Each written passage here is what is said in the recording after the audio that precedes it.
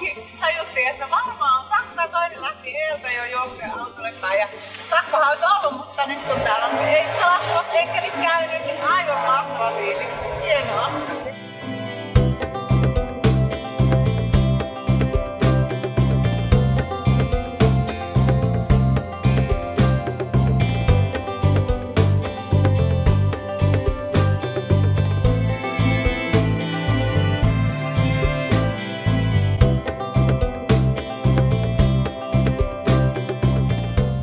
Sieltä tulee jotain märkänä siihen autolle ja sitten se onkin joku hoitanut.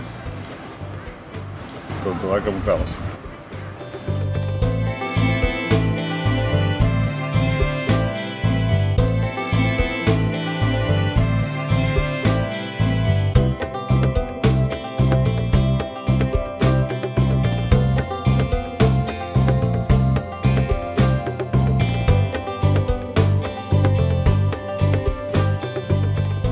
Taide- ja kehyskeskus on saanut parkkiperusten mukana niin tässä paikallisessa mediassa ja myöskin suomalaisessa mediassa MTV3 kautta näkyvyyttä, mikä on hyvin ilolla otettu vastaan.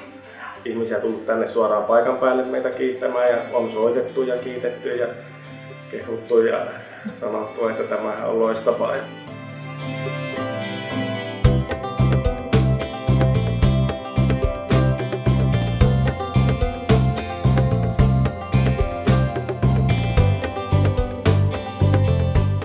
Meidän päivän pelastus, kyllä!